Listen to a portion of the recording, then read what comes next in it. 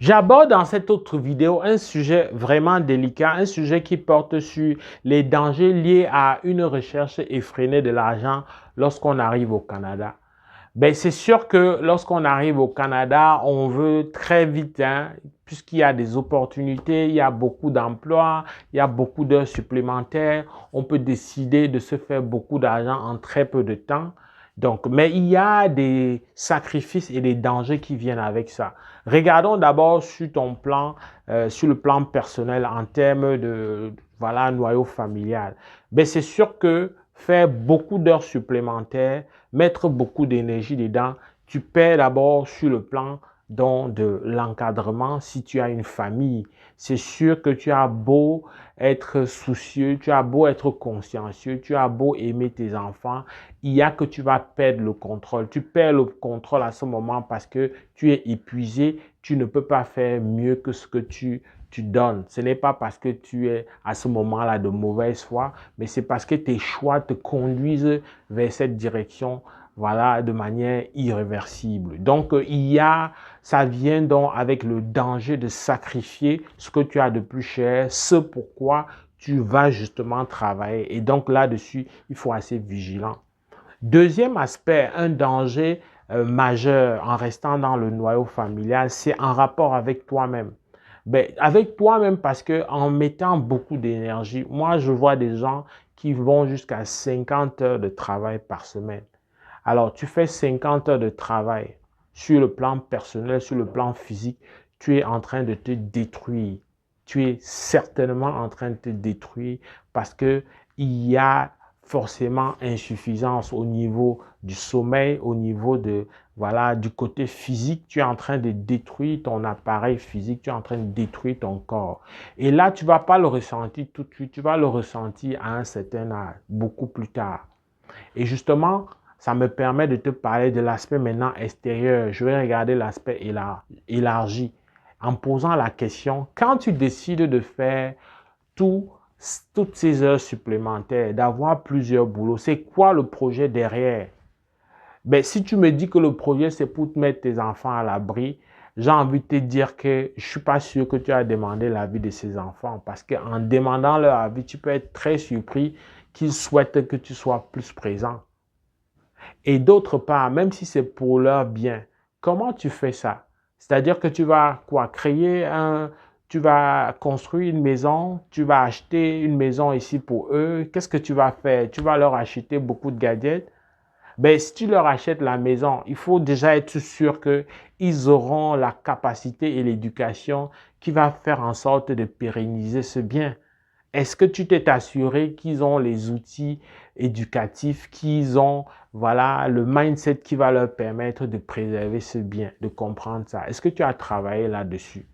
Parce que ce qui peut arriver, c'est que malheureusement, si tu as vécu, passé l'essentiel de ton temps à travailler, ben, ils vont être absents. Ils auront appris à vivre sans toi.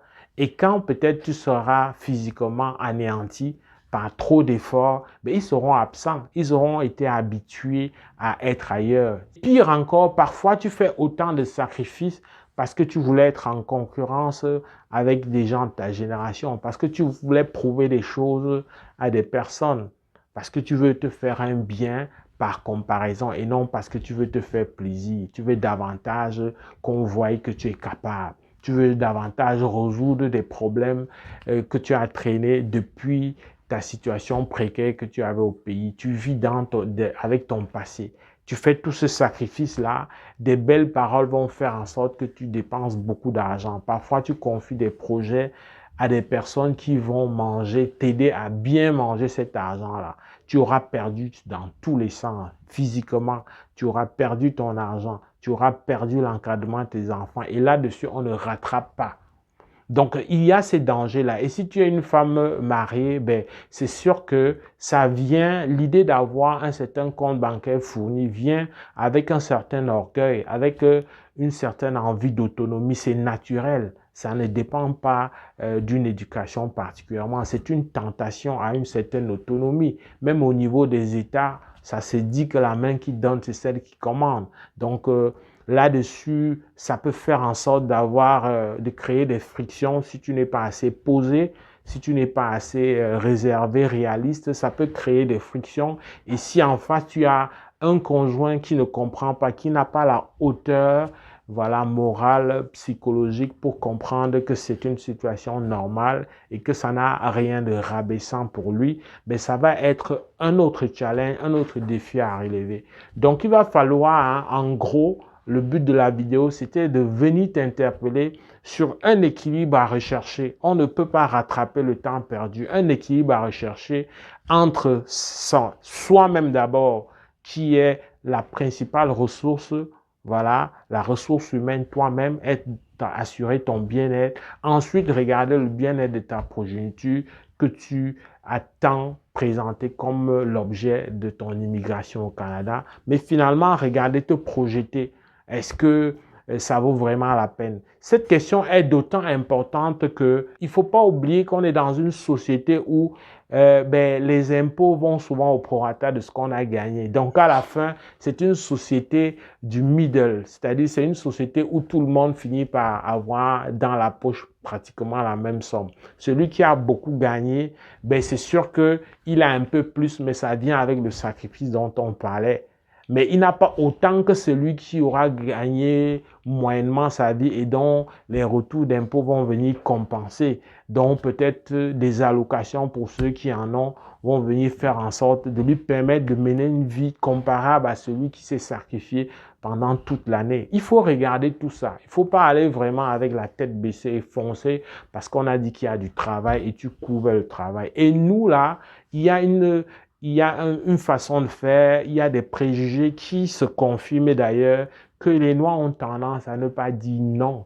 Soit certainement pour d'autres parce qu'ils veulent vraiment beaucoup d'argent, mais pour d'autres encore, c'est parce qu'ils traînent dans cette peur-là que les gouvernements et la façon de faire de nos dirigeants en Afrique ont créé en nous, c'est-à-dire l'idée que le gouvernement, hein, l'autorité, on doit toujours la respecter. Et donc, quand on t'interpelle, on t'appelle pour des heures supplémentaires, tu n'as même pas la hauteur de connaître tes droits et de dire stop, tu ne sais pas les limites. Dans tout ce melting pot-là, il faut être capable de te situer et de savoir tes intérêts, de préserver ton bien-être.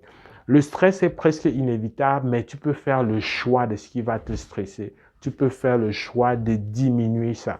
J'espère que cette vidéo t'a plu. Ça va s'adresser autant à ceux qui sont déjà ici, tu auras compris, mais à ceux aussi qui s'apprêtent à venir pour savoir que tout n'est pas rose, pour savoir qu'il y a des défis. Au-delà du défi de ton projet même d'immigration, il y a le défi de la vie une fois étant ici. J'espère que ça a aidé, j'espère que ça t'a plu. Si c'est le cas, like, fais-nous savoir, donne-nous des suggestions d'autres vidéos. C'est avec beaucoup de plaisir qu'on va les développer pour toi. Au plaisir de te retrouver dans le cadre d'une prochaine vidéo. Porte-toi bien. Boula!